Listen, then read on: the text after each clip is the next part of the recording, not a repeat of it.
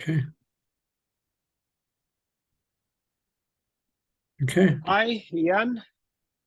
Hi, Francesco. Happy New Year. Yes, to you too. And to whoever is going to listen to this, if you are going to listen to this at the beginning of 2023. Mm. Yeah. So thank you for agreeing to join me on what might become a series of podcasts around the theme of what is therapy. Yeah. That's quite a subject. Yes, it is indeed. And I like it to be quite a subject. I feel like I have been having this secret passion or secret call to say to the world or just to those around me, I feel like it is somewhat healthy to consider therapy in its broadest and widest sense possible. Mm.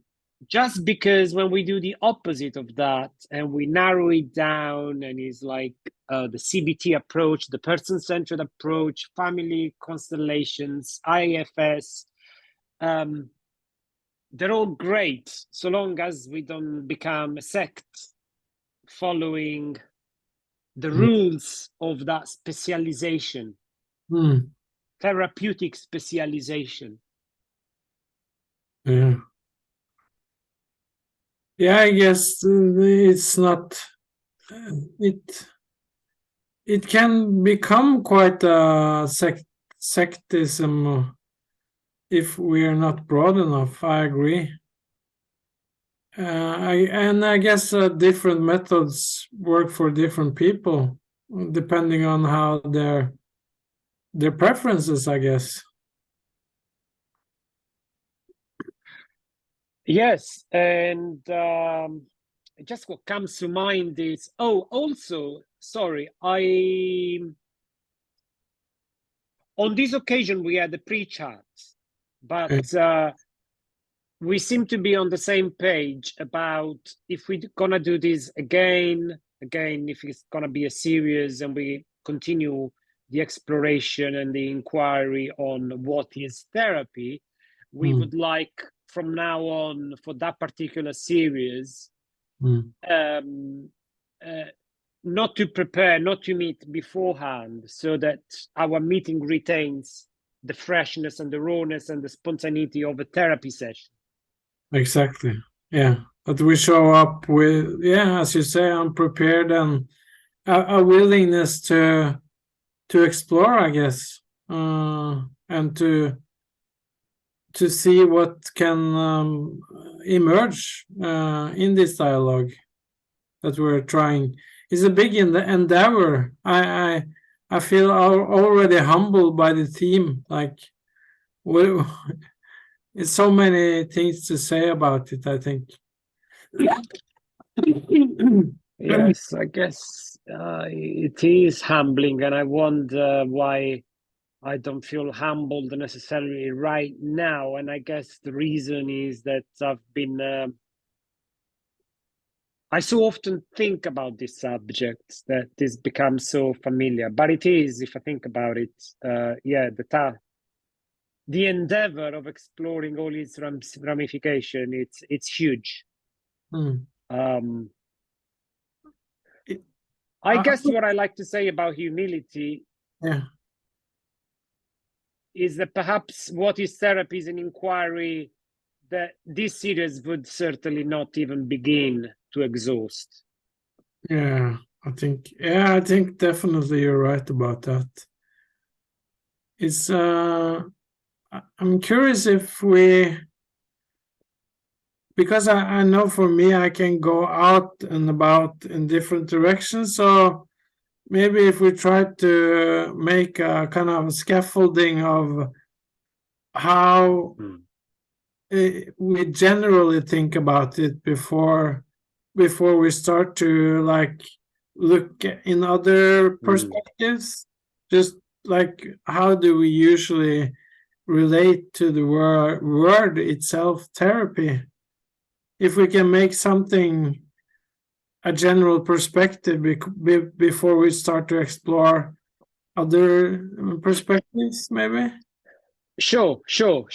I totally agree. Yes, because I do have a sense of a big sense of a call to keep it broad. However, you're right. We need. I think it would be really useful to start building some scaffolding. It is. I realize it is problematic for me to be, but I guess we need. It's got to be done. I feel like it's a wise step. It is problematic for me. It feels problematic because then again, I need to resist the temptation to be too broad. But I suppose the building would collapse if it's not narrow enough. Yeah. Yeah, To I think. start with. Yeah, I think it's good to have a reference point, at least for me, because I also I'm a huge fan of broadness and different kind of way of looking at what's going on in therapy. But if we can try to just narrow it in the start, I might be wrong about this, but it's something good, I think, to make that dialectical frame, like how we generally think about therapy, and if we start there, we can broaden it out. This is just my initial thought about how to go about this conversation. There's no right or wrong, so I'm totally up for it. So I trained in a talking type of therapy. So I suppose that I specialize and I'm more familiar with a talking type of therapy, more specifically person-centered, Carl Rogers inspired person-centered counseling. I have a background in addiction counseling, and I now have my private practice, and I mostly see couples. I also got to know you through our shared passion of talking groups. We don't tend to call them group therapies, but we tend to call them self-development groups, talking groups. But for me, I would like to keep those self-development groups under the umbrella of therapies for the purposes of these dialogues. Yeah. Did you like to respond to my initial?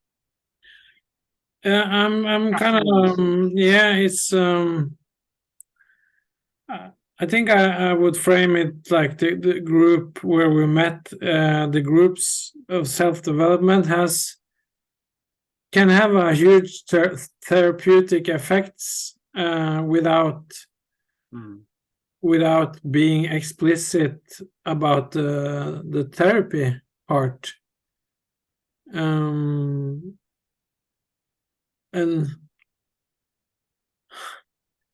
yeah, I noticed like my attention is wanting to also broaden this out immediately, but I guess we agree on like what the narrow take. Like I have a problem that I'm struggling with. I can feel stuck in my life, or some ideas that I'm carrying around that are kind of interfering with my way of being, with myself or with others, and I go to a therapist and say like I need help to deal with my issue, with whatever, and from there on, I guess, depending on the severity of the issue, the therapist comes with some strategies or suggestion how to resolve it, and to support you into trying to resolve the issue, so you can get more clarity and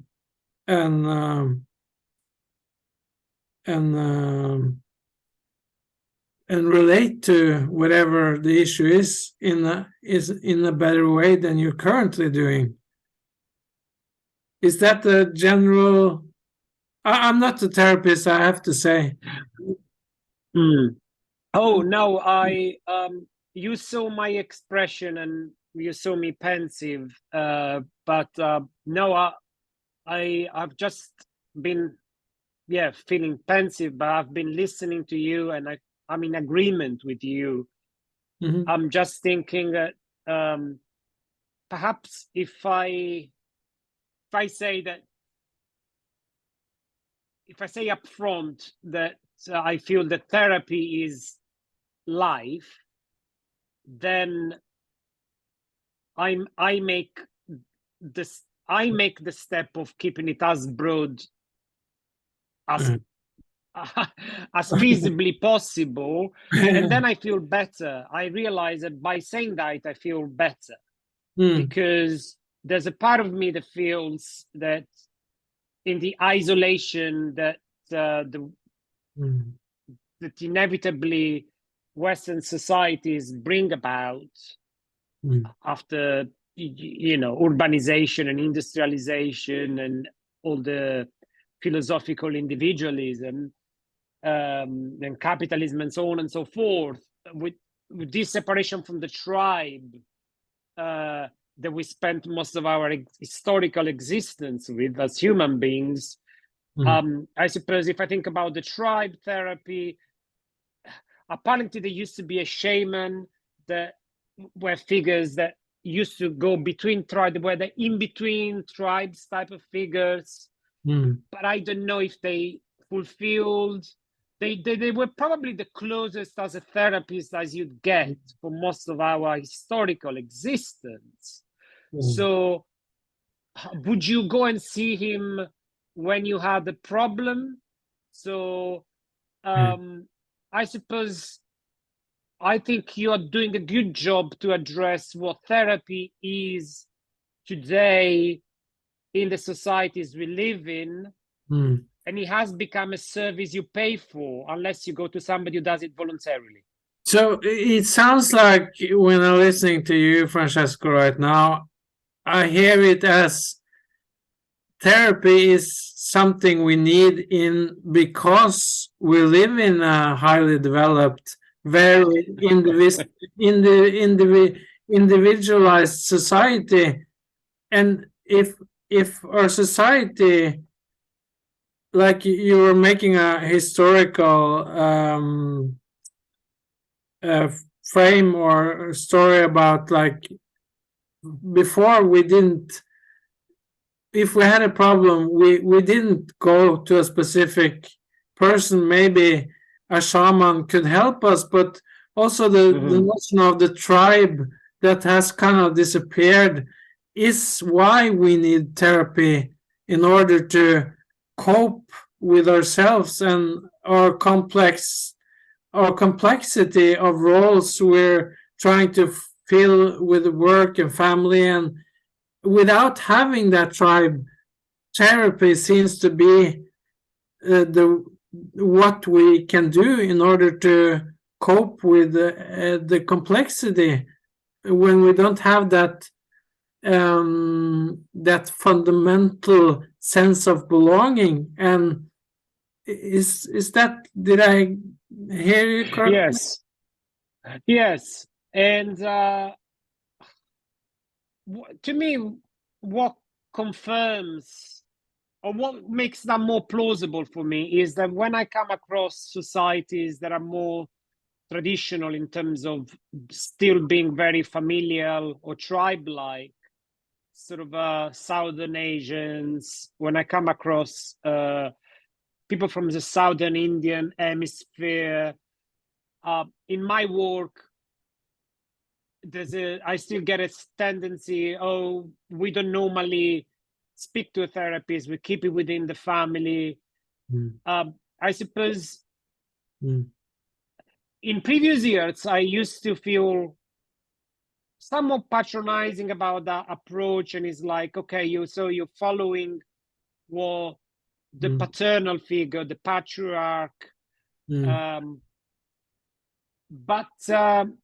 recently I've come to be more open. I don't know. I also realize that we've lost that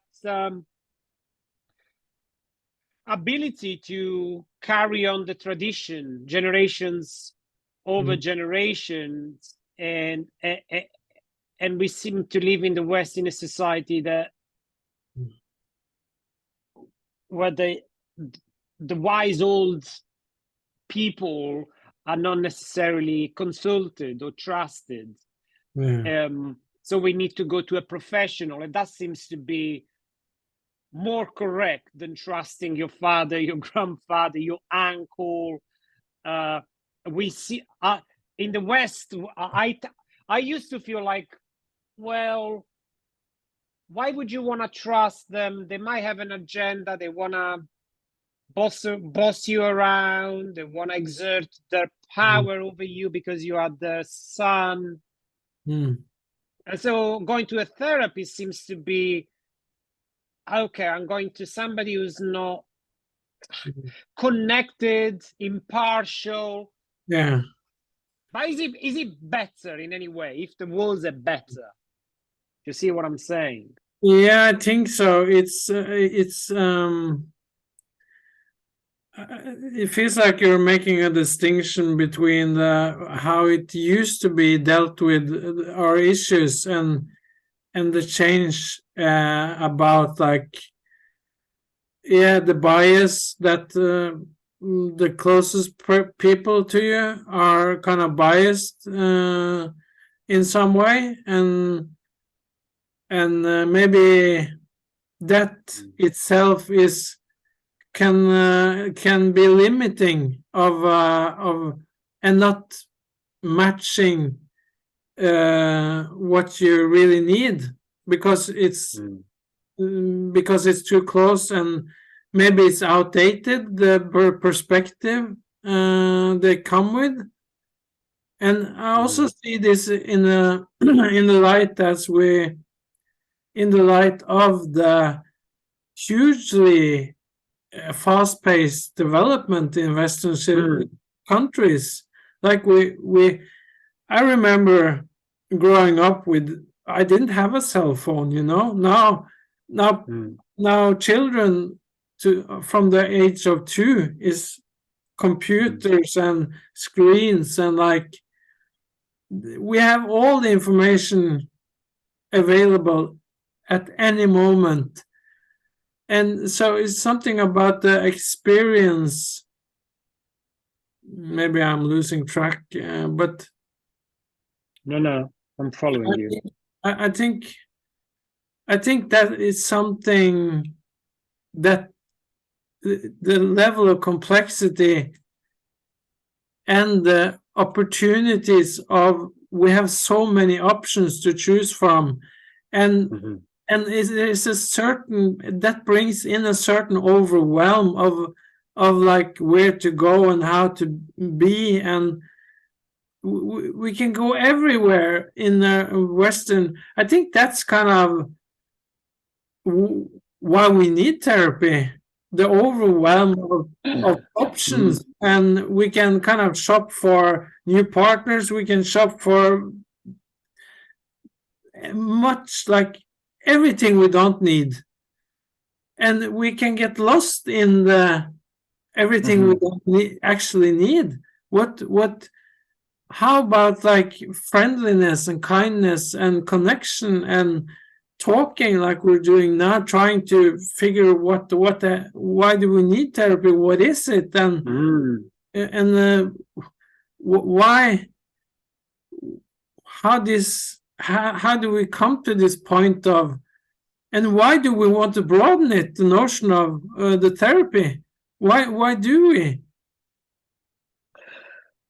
Right. Oh, I love how this conversation is unfolding now. Are you already bringing two big reasons that I hadn't anticipated for wanting therapy in our societies these days? Well, we both live in Europe, don't we? We haven't acknowledged that in Northern Europe. Um, First, and I really appreciate how also you've been listening and reflecting back your understanding of what I've been saying. But you've come up with these two reasons. Maybe these days we need therapy because we are overwhelmed by the technological offerings and the choices at the sheer number of choices at our disposal, and how to use our time, which can be really overwhelming. Prior to that, you said maybe we need therapy because we've been severed by the tribe. Sorry. Yes, I feel like both of those. I feel like we're probably gonna discover more big reasons for needing therapy. Yeah, maybe we But should. these two seems huge. These two seem huge. Yeah, So thank you. yeah, yeah. I appreciate you reflecting that back, and there's something about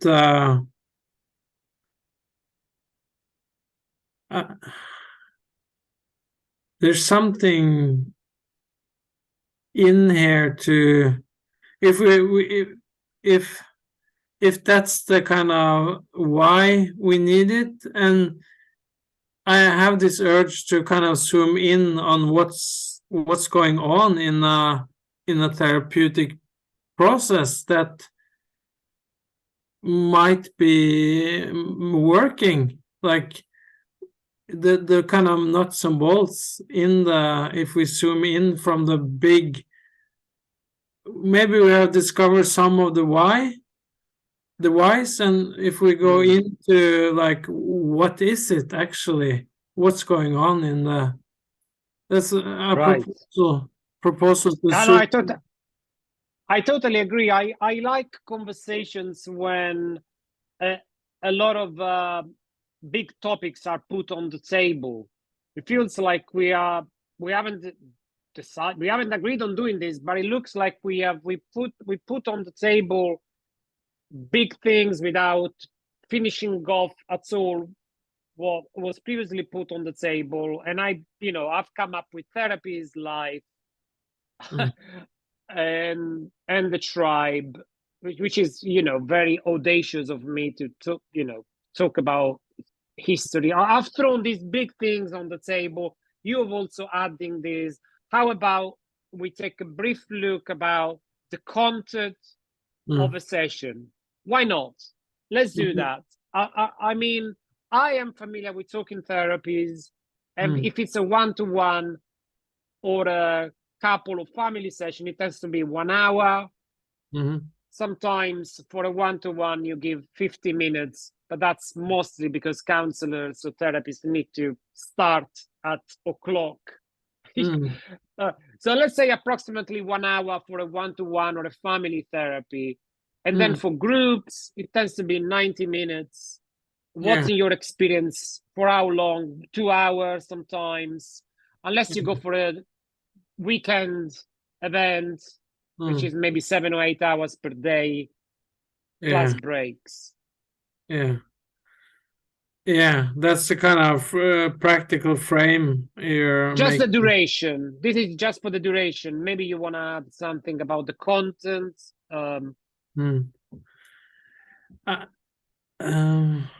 Yeah, it's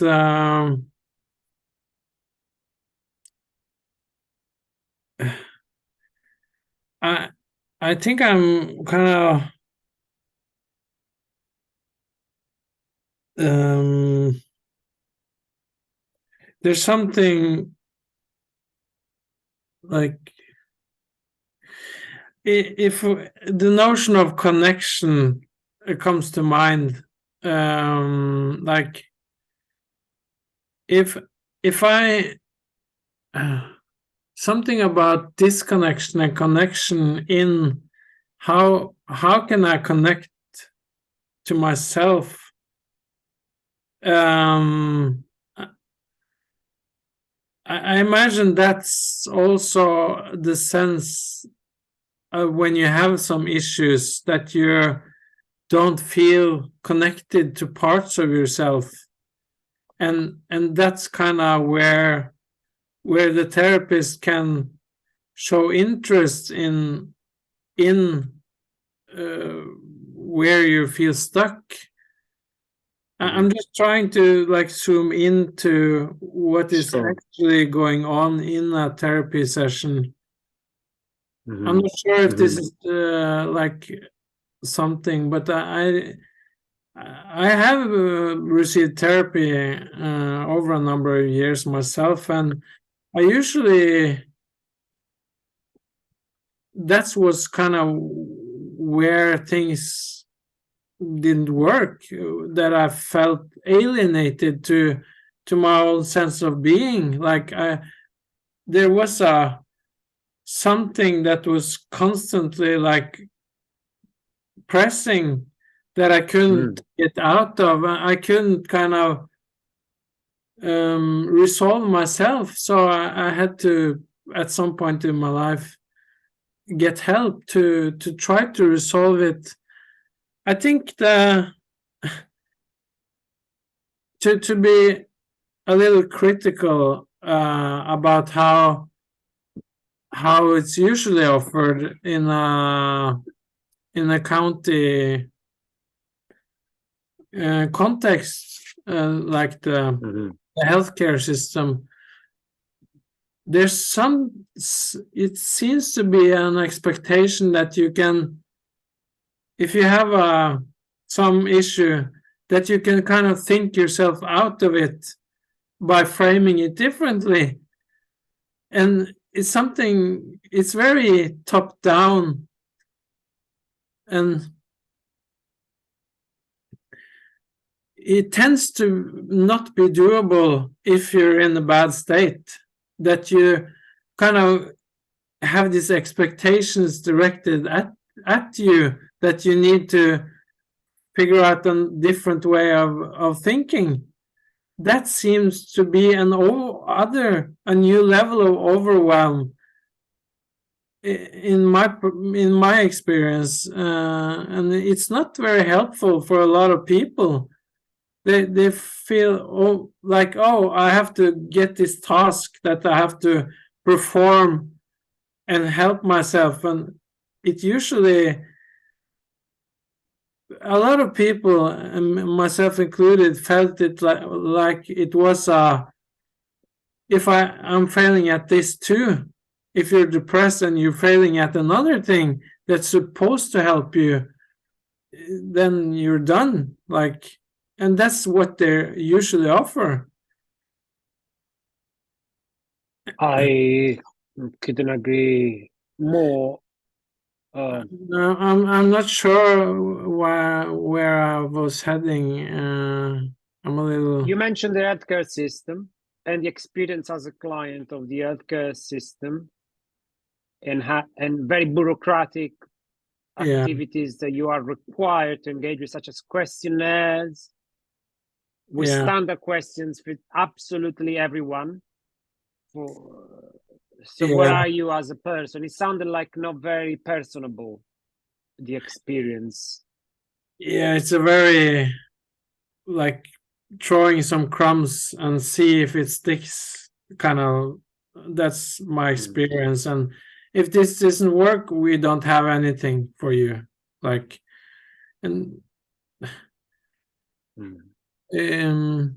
that's so many people who experienced it and there a lot of people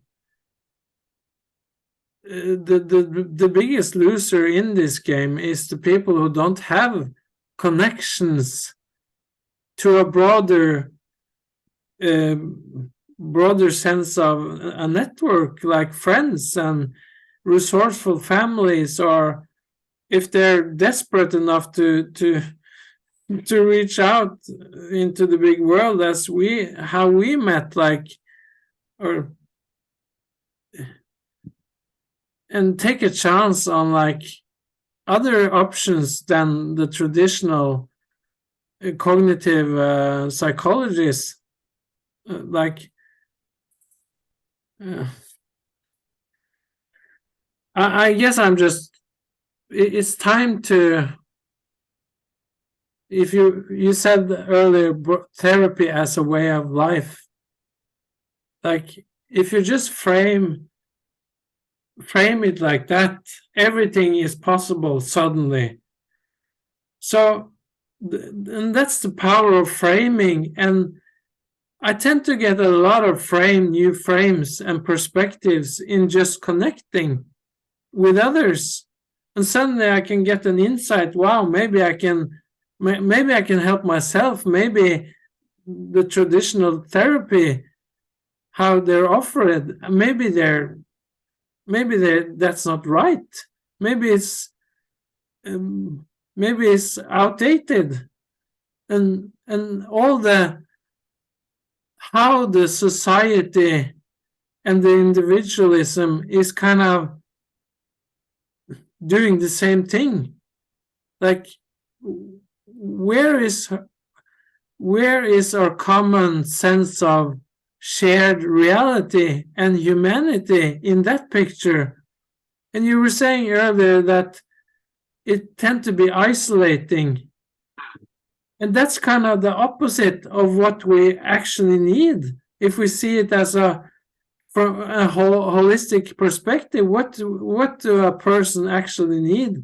It needs compassion, it needs support, it needs empowerment, it needs all these things that you have to find in connection to others also, so you can trust that you have a value and you can offer something to others, and you can receive things from others. And that's not something you can get from traditional psychology. That's my kind of I don't know what that's yes. but I feel I guess that's a very passionate part of me that has used a lot of time on different modalities, and that I think I want to take a stand for the experience of connecting genuinely with others and the value of that. Sorry, we need passion. We need passion injected into this. There was a lot in there. I would like to respond to a few things, but I think the social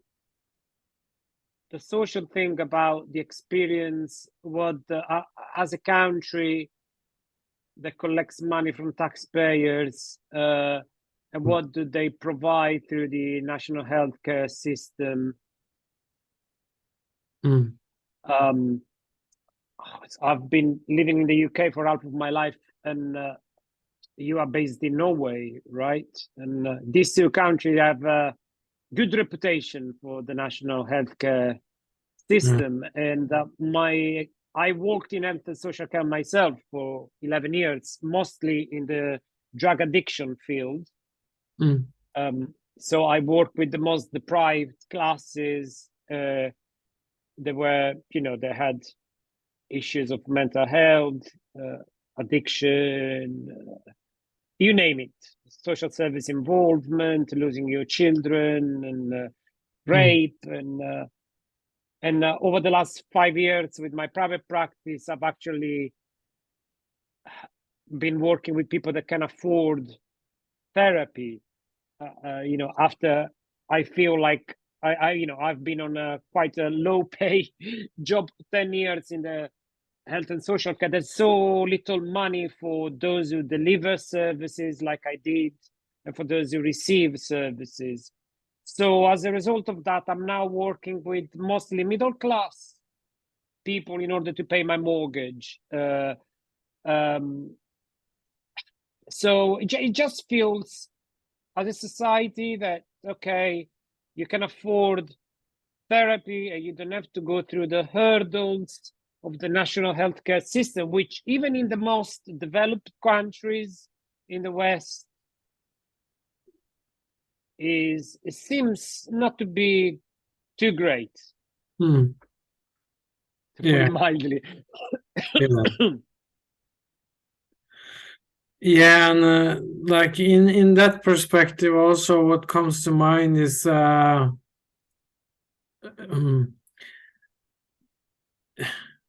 it tends to be ancestral generational trauma that's kind of that's driving the whole thing, and of course that's maybe the hardest thing to get out of the generational inherited trauma and dysfunction. and and that's kind of, if you don't, it's something to be said about like taking a chance or risk of connecting with other human beings from other parts of the world. You were saying, like, you were mentioning your trip earlier before we started recording. Yeah, please mention that. Yeah, and like taking a chance of like discovering other people, and not only the closest family, because you might be in a system of dysfunction and not even recognizing it because because it's so familiar, the water you're treading, that it becomes too near you in order to see what's actually going on in the system you're a part of. Yes. And that's also something to be said about the possibility in our current society. With now we're talking on Zoom. We've never. What's the odds of us meeting up and becoming friends if it wasn't for this interest and this technology? And Yes. yeah, and to step out of our own kind of familiarity about the environment we're daily in, and looking or connecting in this way we're doing now, and discovering that we're not very, we have a lot of similarities, despite that we have not sharing anything else but this interest. Yeah, because I mean it's it's such an amazing interest to be interested in life, to be interested in connection, to be interested in improving yourself, your relationship with others. So we have this in common, but I think it's huge. Yeah. But yeah, if it wasn't for technology, I wouldn't have met you. And I think, yeah, how technology over the last 5 or 10 years have given me the opportunity through YouTube and other mediums to find like-minded people. I guess Facebook is another one that I used only for events, almost exclusively for events, even to deliver my own events. And then again, that has been so great just for that. Yeah, forget everything else about Facebook, just that aspect. I wouldn't have met. So the algorithm, you know, we can spend hours talking about the evil sides of, you know, who has the power on the algorithm, on Yeah. YouTube algorithm, Facebook algorithm. But I wouldn't have Mm, met you and other people. And prior to that, talking about connection, I looked for mentors for so many years. I looked for my own niche for so many years, but mm, technology wasn't so advanced. So mm, the ability to find your own niche of like-minded people, just mm, the technology didn't have that. So if in my own immediate environment in the West, mm, I didn't feel connected to my own tribe because mm, I felt very disconnected from my own neighborhood. I didn't feel like I had much in common. I have way more in common with you than I mm, had with the neighborhood that I grew up with, you mm, know, in Rome, mm. Italy. Mm. Yeah, and yeah. So Doesn't this relate to our subject? I mean, what is therapy? yeah, that's Given what. that we don't have the tribe these days, we don't have a tribe, so we want to connect to a Yeah. therapist, or even if it's not a therapist, to somebody like yourself. You are a peer to me, and I've become a companion and friend. Yeah, exactly. And uh, I know for myself, like it's usually how I experience you. If I want to like say what so it it's so I think I want to like say something about um, it's something that I'm trying to get at. Um, there's there's a certain I think I want to go down into and talk about activation as a thing uh, that can that is engaging and relate that to kind of therapy like Mm, like the mm, conversation we're having now. I notice like mhm, different parts of me is really stimulated and is driving this immediate want to to kind of express myself and listen to you and this in this flow. I guess for me now I feel like we're kind of in the mm, flow. We're mhm, mhm. responding and Yes, we have a I feel the same. certain rhythm and engagement. And I also notice I feel very excited about this because I feel that we're more and more like um developing this as we go. We don't and there's something to be said about like feeling heard and seen in that process and and also noticing like, oh, this makes sense to me too as I'm sharing it with you. And the level of Mhm, activation and the freedom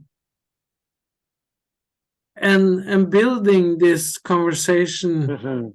together is that actually is that like the fundamental therapy that we all need, like is Yes, the ground of like isn't that actually developing? Like, right, right. Yeah, I love where you're taking this, and I guess that's why I've been I felt so keen to keep it as broad as possible because um, is otherwise we could end up in a specializing and relating it. Is it social? Is it to do with the medical system? hmm, Is it to do with actually with the therapist profession? So hmm, not the medical system. Is it to do with friendship? Is it to do with family? Is it to do with the tribe? actually what you're saying, because we are saying yes to all of these things, but also no to all or some of these things, the medical system, many problems, some Yeah. good things Yeah. as well. But what is present in all the good bits across this broad spectrum?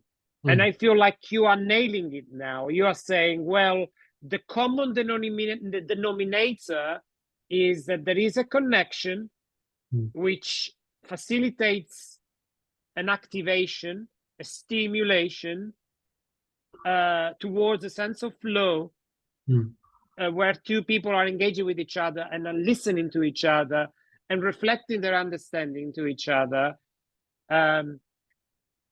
Even the roles seem to be fluid.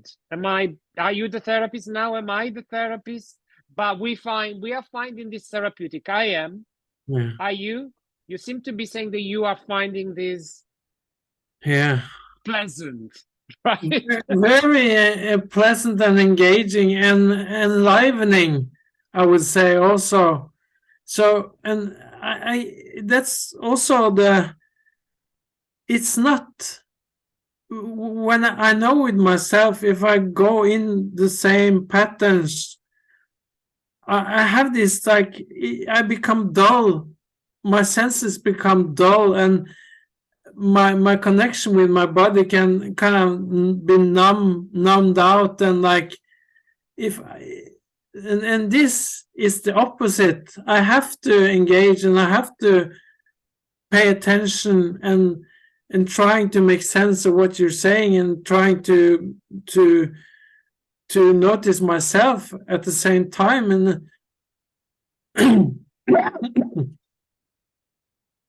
it's and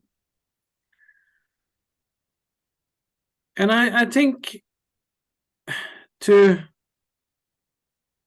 have this available, I know it's for me, when I have this available, I tend to feel more happy and content. And it's not, I don't need that, like, I don't need therapy. If I didn't have this, I might need therapy more, like, yes, because it's natural, and it's something we need. I think it makes us human, this, what we're doing. It makes us get in touch with our own humanity and experience the other's humanity, so we can become more integrated, and experience the richness of being, just simply being and sharing. And as you were saying earlier, this has been going on for millennia, for thousands of years. That's what we've been doing in order to survive. And somewhere on the way, technology and the industrial revolution came and, like, tore us apart, and it separated us from our own humanity. That's fucking brutal.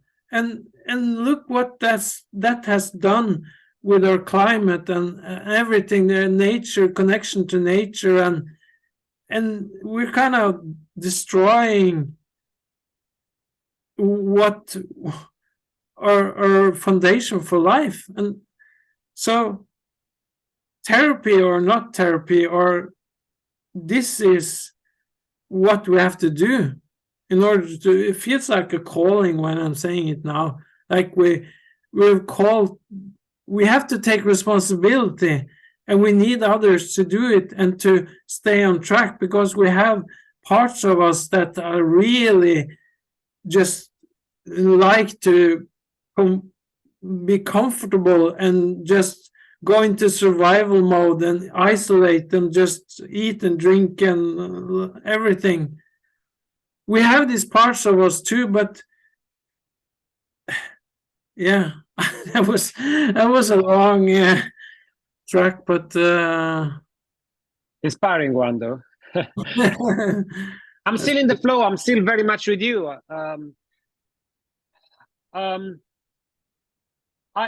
I mean, particularly after coronavirus, during coronavirus, and after I what was already a trend for me became even more of a trend. Most of my social life, what was most fulfilling for me socially, became online, but became even more inspiring. That is my own. Well, things are going well, okay. Work-wise for me, with the digitalization of work, which happened through the Corona process. So I was fortunate that I didn't have things that were worrying me financially or otherwise. But my work became more inspiring, more online. The groups became things that I was delivering, and well, some of them I would not be delivering, but I would join as a participant. And then friendships like the one with yours developed, and then we would meet outside of those groups, but still online. So I have this recent experience where actually the digitalization of my connections meant that I even more excited about my digital connections than I am about my real life ones. And I even dropped some of my friendships, even more so, because my online connection are very satisfying. But at the same time, I feel like my feeling disconnected and isolated as a teenager and as an adult as well from my own community and tribe was not right. There's something, and I know it's very easy to become utopian or dystopian, and there are so many different ways of thoughts. Some people believe that the past was was not necessarily better than the current future. It's a very tricky arena, politically and philosophically, to say, oh, we used to be better when we were in a tribe. But I feel that disconnection from my own neighborhood wasn't great. So I personally love the digital social connections, but I also would like to revive my connections. Well, something to be said about the family. But also I was thinking, before I said something positive about trusting the wise person, trusting your father and grandfather, but I'm also thinking the prior to that, I was more cynical, and a lot of people are cynical in the West about trusting. They rather go to a therapist than trusting fathers, grandfathers, uncles, or whatever. But I'm thinking that when we were in a tribe, and they say that the Dunbar number of a tribe is 157, and that seems to be the perfect or the most average things that we spent most of our existence, like something like 60,000 years. Yeah, 60,000 years in the tribe, of an average size of 157 people. Then your uncle, your father, your grandfather, if they were not ethical, the tribe would be there. The other 150 people would be there. So in a sense, if this guy is a pedophile or a maniac, but then somebody else will catch him out, and perhaps you're not chatting to your father and grandfather, you're probably chatting to the shaman, or you're chatting to some other people in the community, and they will be what now is the therapist.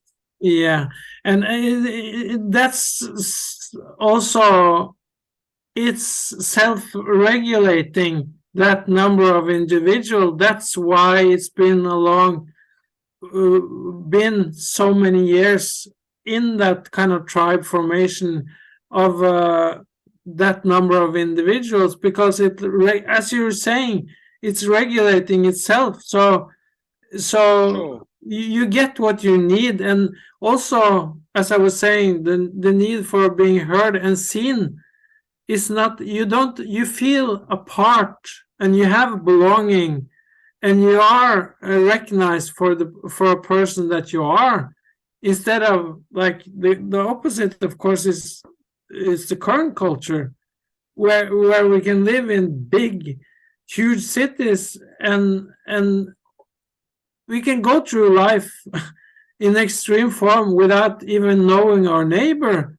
We can go through life like that, and it's very weird and disturbing to see that contrast. And I think as more and more people is having that experience of being alienated, of course you have to, like, the numbers is no wonder that the Western society is talking about, like John Verrecki is coined the term the meaning crisis, because we're doing our job, we're coming home, we're eating our dinner, TV dinner, and we don't, and all the forms of dysfunction is following this, like depression, anxiety, not being good enough, and everything.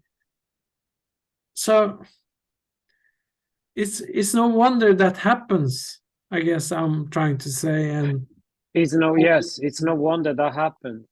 And also, people, we don't have the same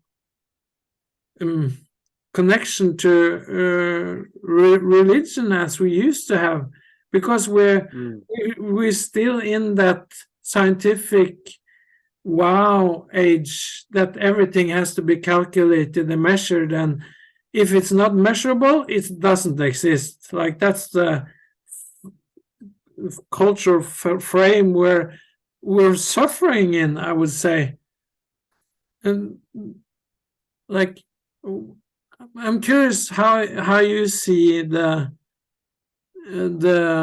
connection between the therapy and maybe religion, or I think it's very pertinent. It's very pertinent, and I think it's wise that we, on our first chat on this topic, what is therapy, that we put all these aspects on the table. And I think this is another huge one. So I'm grateful you did.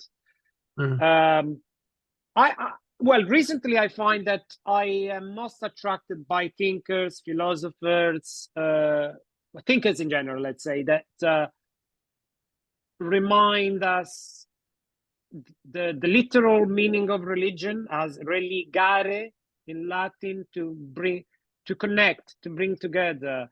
And there's, again, there are some thinkers that would also add that had to do with the with the social aspect of religion to create a sustainable mini society. If you see the tribe as a mini society, religion, I personally like to look at religion as just that. Connection between people, something that emerges historically in so many different societies that didn't even know each other. So something that's apparently anthropologically emerges everywhere, because a tribe, a community, a mini society needs a way. And like you say, I like self-regulating as something that happens inevitably. And religion is nothing else than that. How are we gonna live together? That's it. So that sounds like a very so it's a kind of it sounds like you're pointing to how to honor that kind of in itself, like coming together and having connection and reminding ourselves and each other about the profundity of just in the being itself. Is that kind of how profound the being itself is? Is that what you're saying? Yeah, and that is the original term, or what do you call it in Latin? religare, where religare. ligare means tighten, and religare is reciprocal tightening. Ah, Religare. Okay. so how to connect with each other in a respectful way, and like how to treat the like how to treat each other, and to honor that, and remembering that. Also, what comes to mind when you frame it like that is kind of is that we're mortals, that this is it, kind of, and honoring that we don't know where we're going to go, but we have this time affording, and we can do, we can actually honor and celebrate that fact that we can do this, and we can honor each other, and we can create things together if we have the skills and the humility to do it. Is like all the things that's possible if we open ourselves up to others' perspective. Everything that comes to mind when you kind of framed it like that is it's a very, I feel it's very real to think about religion as something that grounded, like it's a sense of grounding to that way of thinking about the whole notion of religion. Yeah, no, I'm thinking of the most celebrated philosopher of the contemporary era, Heidegger, and one of his main concepts being that as individuals we are, well, one of his most existential, I suppose, ideas is that we are thrownness. We are thrown in the world, and I'm thinking, given that, no wonder why religion so spontaneously arose everywhere, because how are you going to combat that thrownness? It comes with so much isolation. How Heidegger is making a point that is so inherently human, to be born and feeling that sense of thrownness in the world, existential separation and potential isolation. And religion is saying, well, let's come together and let's find a way well, let's find a way sounds very top down. And of course, Judaism and the 10 Commandments, they thought, okay, these are the 10 most important things. Anyway, I think we probably I'm going off the subject of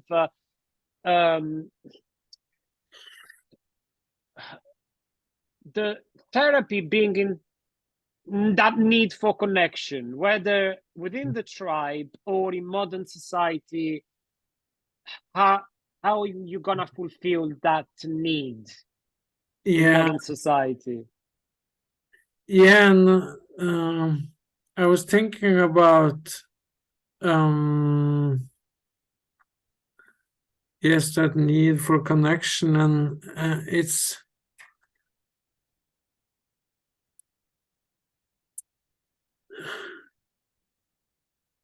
there was several things that came to mind. It was ultimately like, or in like, therapy is such a new concept for humans, for for human beings, and what you can, where you could get like a slice of wisdom and insight, where at that monastery, or with that priest who had something like wisdom or something wise to share in your struggles.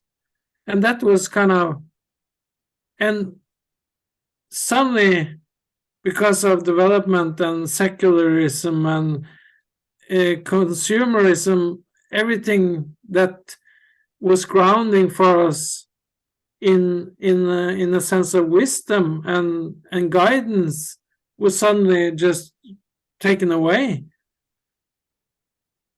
Of course, we need something like that kind of that yeah, The I've never equivalent of that, something consistent with that. There is. Are you saying there is a need? You feel personally, and as a society, you feel that there's a call out there for something comparable to that. Yeah, of course that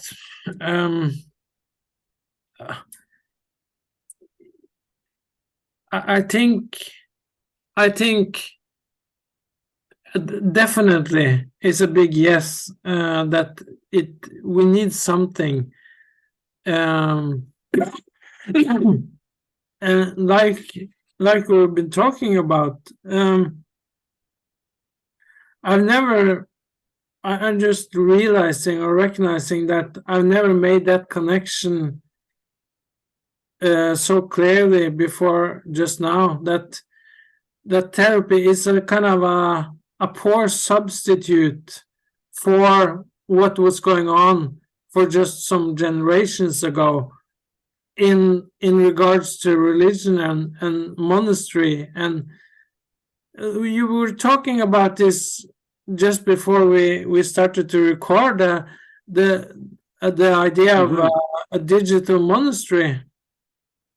And why is that happening?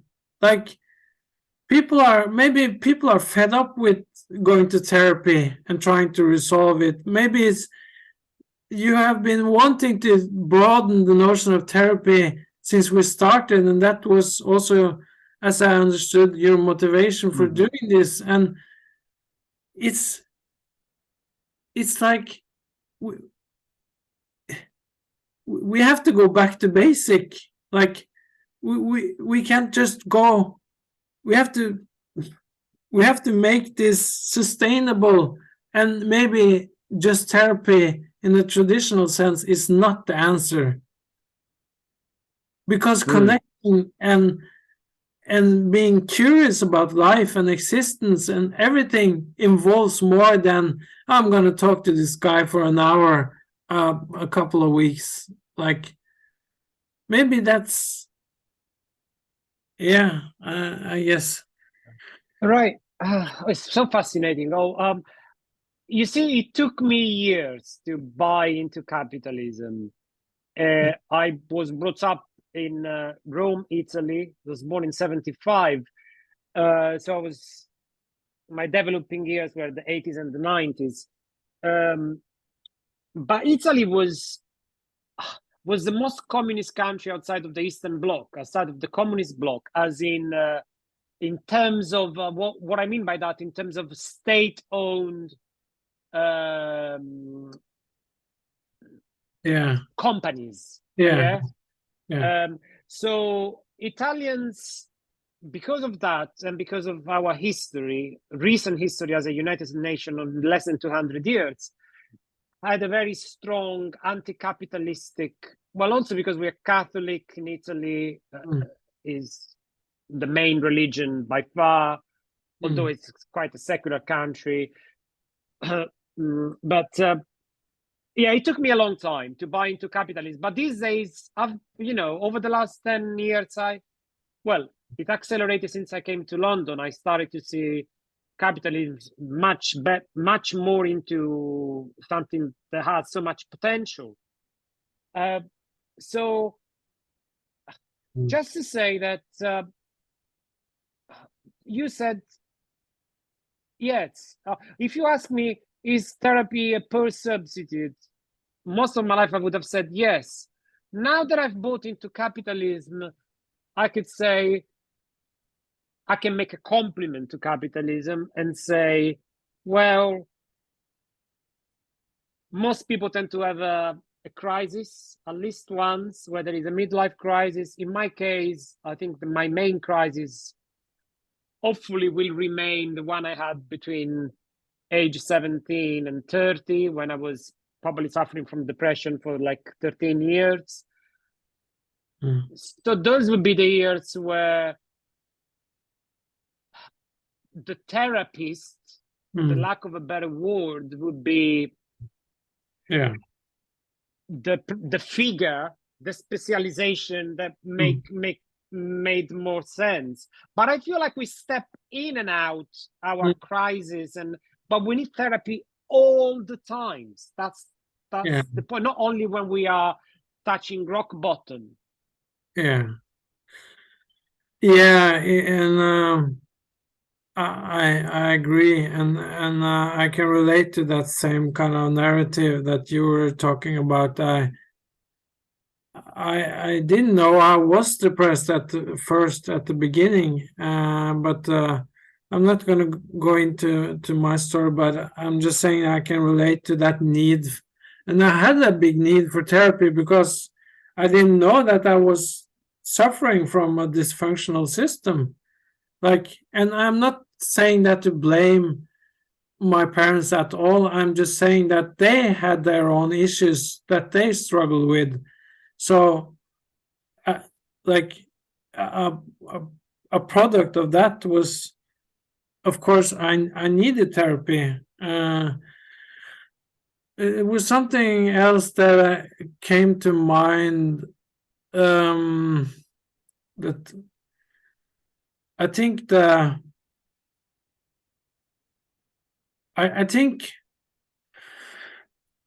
when I was saying that it's a poor substitute, I think I'm pointing to where we're heading as a society.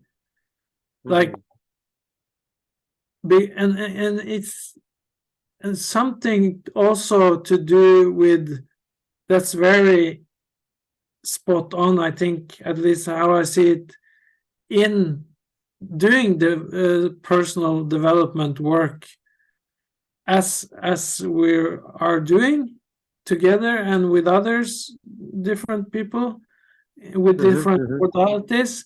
Something to be said about when you become more and more conscious about how things are working, both interpersonally and inside of yourself, and you can see how that is also the shape of the world in a matter of fact. Like, we live in a highly traumatized society, and it creates suffering. It's a machine that creates suffering. Maybe just to go to therapy is not what we need, because something I can relate to, that as it's a lot of suffering goes into my development as a person, as a being. It's a lot of stages of suffering, because you can become more and more aware about how others are suffering and how others are feeling stuck, and we are also developing the skill, or the what do you call it? Empathy is something we also become very fine-tuned at when we're doing this work. So I'm just saying, like, in order to continue to thrive, it takes some effort, and maybe the holding environment that you're a part of is more than just therapy, because it takes a lot of work to endure your own development. And it's so easy, I know I'm talking for myself, it's so easy to slip back in old patterns and forget what I'm doing. Like, oh, I can just like do whatever and it doesn't have consequences. Of course it does. Right. Oh, God, for the fascinating discussion. And the thing is, I bought into capitalism, but I couldn't afford therapy during those 13 years. And now I'm thinking I'm talking rubbish here.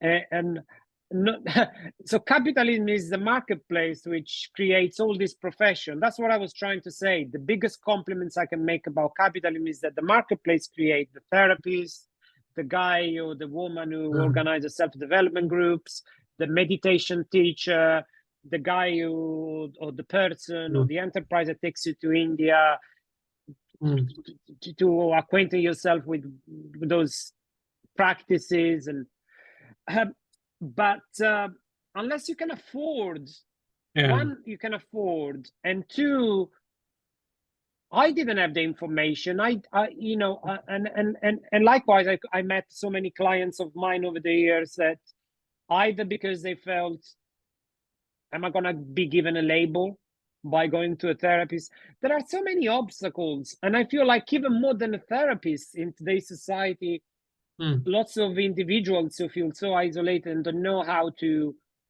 make sense and to snap out of low mood or whatever is troubling them, addiction or even just consumerism. You need a life coach to be with you on a daily basis to say, well, at this stage, perhaps you could go to a therapist. And maybe after 5 years' time, you magically, that guy contacts you, that person or that woman contacts you again, the life coach, and says, actually, I think now you need to go to a personal development group. We don't have, I mean, that's the reality. Unless you can afford it and you have some sort of guidance. And you have you also, I feel like you're kind of like making it's something. I feel like we're circling around, so to speak, the structure. Like, where is the holding structure in that? What you just said, like you have to have certain things, and you have to be almost lucky in order to connect with the right people. And I would say so, yeah. And like, again, the structure we're under it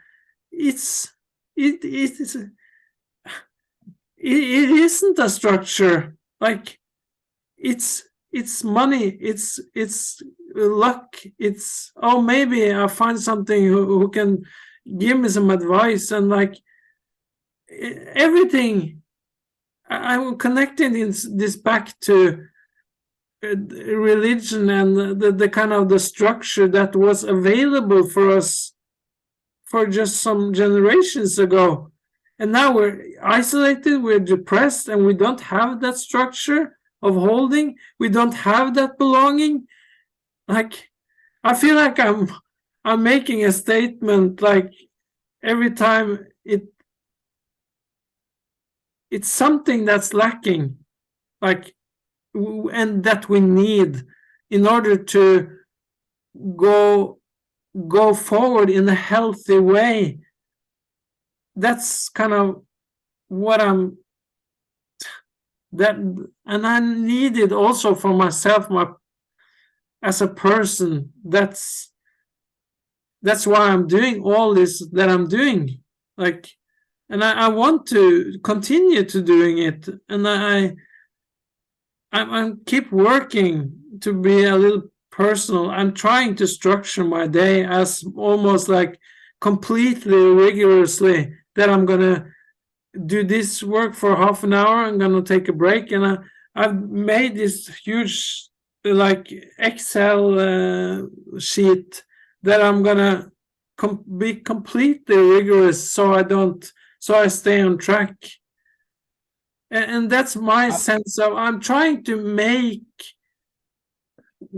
I feel like I'm connecting this right now, that structure of holding and the constraints that I need in order to stay on track and not let my exiles take over, or my firefighter take over, so I can just numb out and just don't take any responsibility for my development. I feel like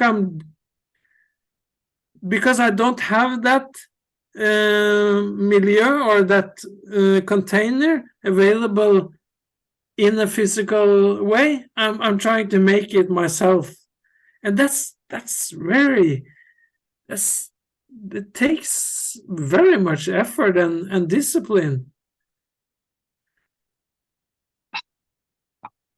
I think I'm just saying, Yes, like, big yes, big yes. I think I'm just saying, like,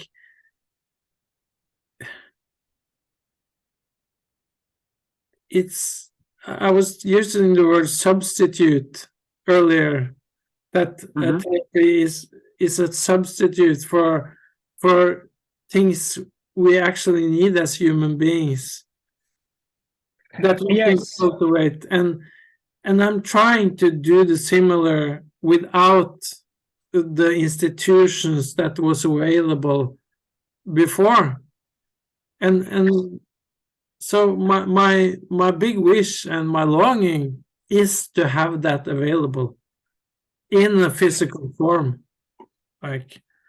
Oh, for sure, for sure. I would like to propose in this. I guess we are coming to a close of Yeah. this dialogue, but in this last few minutes until we both decide to end it, I am proposing that we agree that therapy is either something completely necessary and all encompassing, just for the purposes of this series of dialogues on what is therapy, and then if we agree on that, then therapy is not a per substitute for something that it's really missing existentially, spiritually, and so on and so forth. Or, and that's where the market and capitalism came in for me, is that if we look at what therapy is known as, we go narrow, and well, in the West, therapy, what? Talking therapy or physical therapy? We're probably going to choose talking therapy.